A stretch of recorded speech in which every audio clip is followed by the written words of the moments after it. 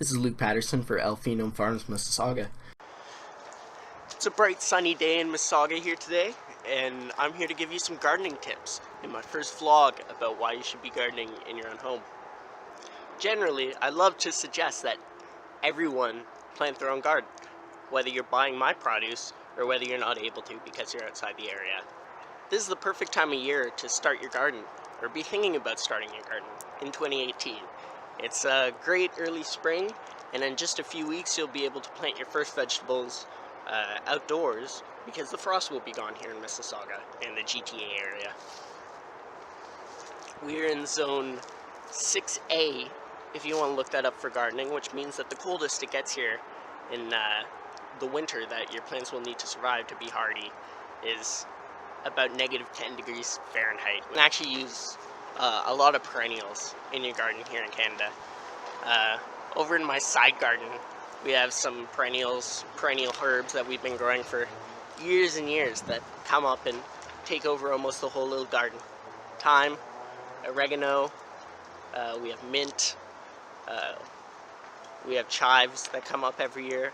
Those are all great plants, very nutritious, great to add to your daily salads and lifestyle, especially green onions. It's in the allium family, and we all know the allium family is one of the key families of nutrition. Top 5 for sure, out there with grains. At about this time of year, you should be planning where you're going to be planting things in your garden, what seeds you're going to be getting, and importantly, what we're going to be covering in this episode is how you should be composting and using your soil to create the best vegetables that you can. Right now, I'm sure many of you, if you do garden, maybe have a part-time compost pile, especially in the winter, which might take up space in your garden beds.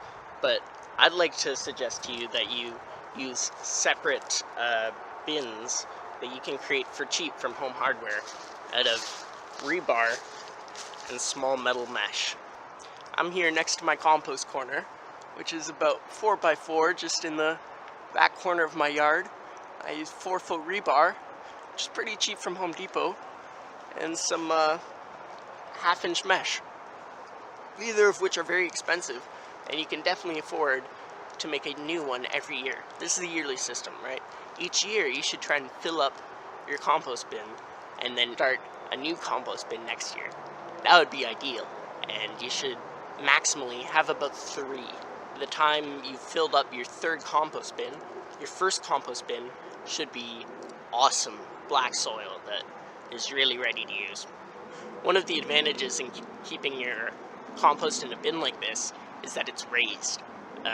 It's above the ground, which means that in the winter, cool air will settle beside the compost bin and not on top of the compost bin, and you're not likely to get a lot of frost except from the sides of the compost bin. So if you do want to insulate the sides with some leaves or something, that's a good idea. The primary rule about making your compost is layering.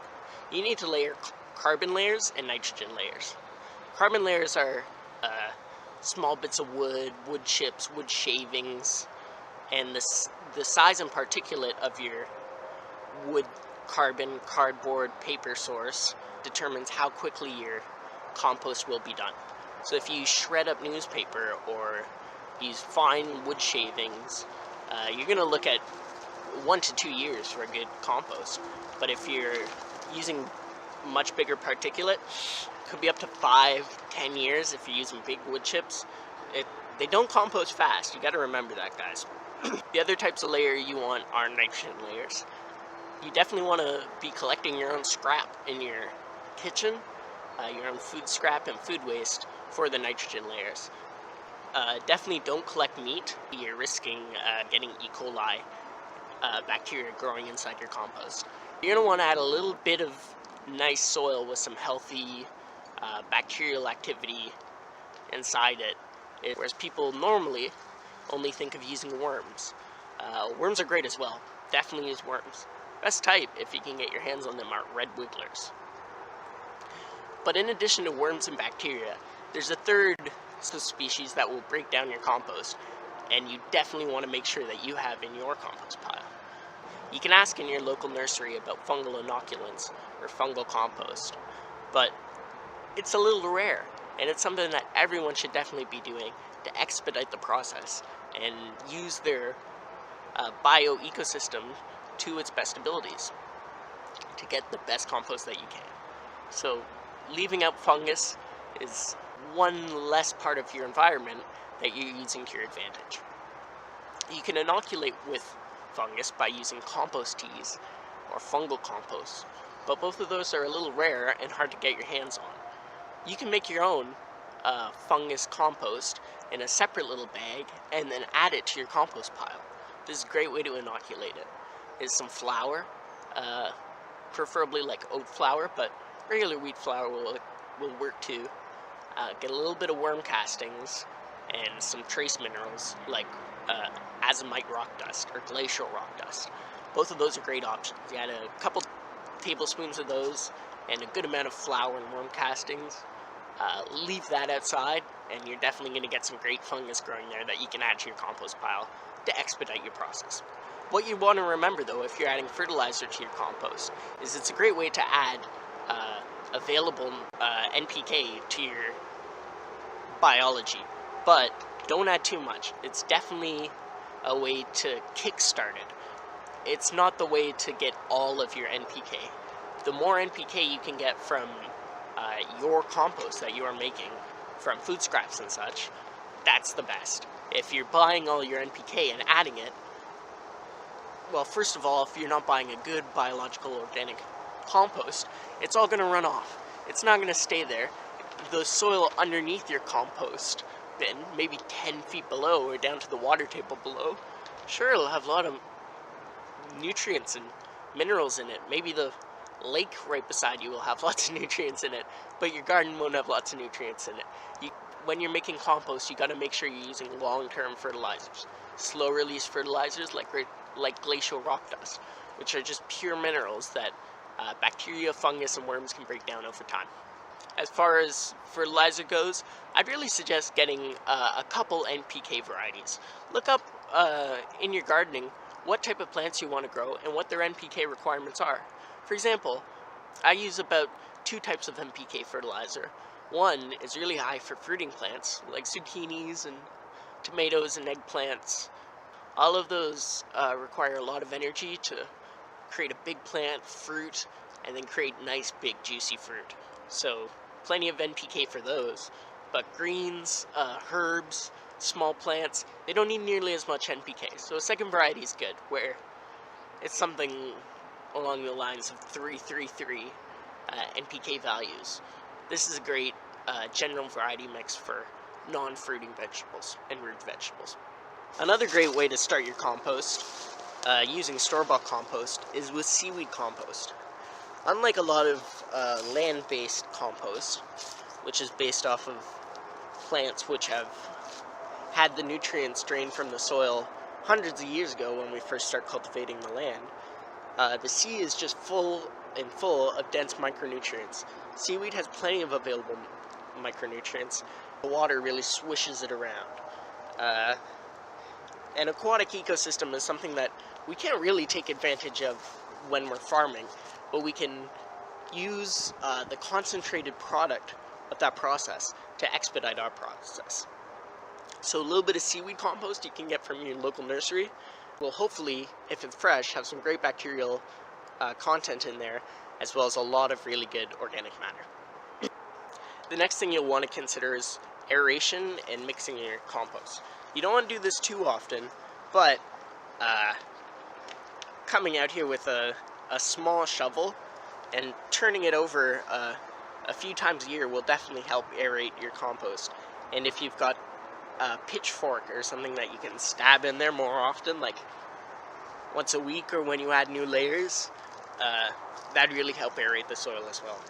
You need oxygen and CO2 in the soil for the gaseous ecosystem for your composting to take place. You might have heard that you want your compost to be hot.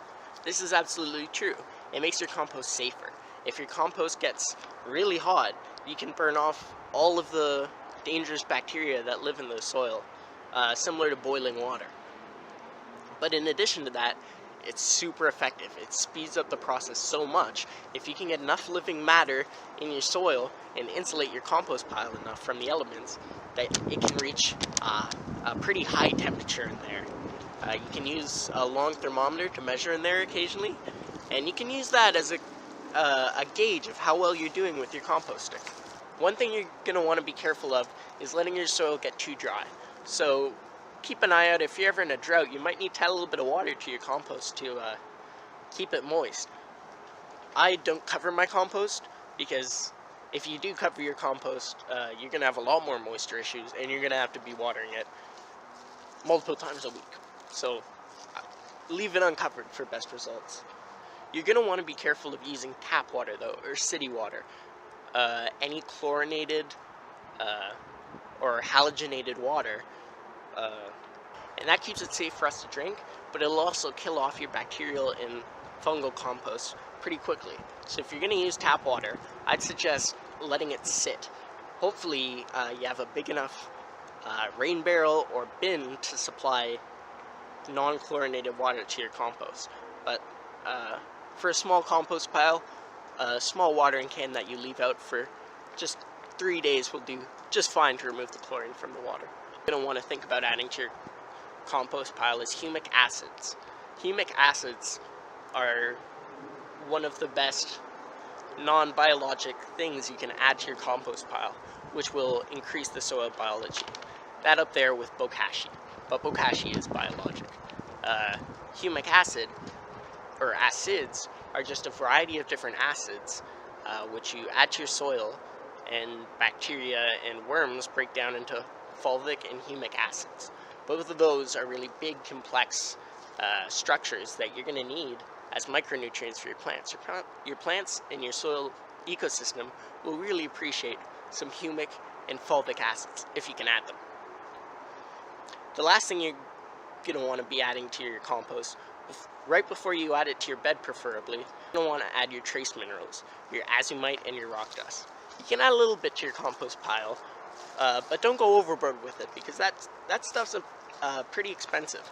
So you don't want to be wasting it all in your compost pile when you can mostly put it directly on your soil, on your beds, and then the runoff of the nutrients, which will be much less than synthetic fertilizer, will be in the place that you want, in your bed, and not inside your compost pile. The final thing that you're going to want to be considering before you start your compost pile and before you start planting your garden this year is the impact that you want to create. What's the results that you want to get in your garden? What fruits and vegetables do you want to grow? What's your plan? What do you want to see from your compost? If you're focusing on tomatoes, you can definitely make a good compost that's a little different from doing non-fruiting plants or root crops. Hopefully you guys are thinking about starting your gardens this year. This was Luke Patterson for Alphenome Farms, Mississauga. Keep growing.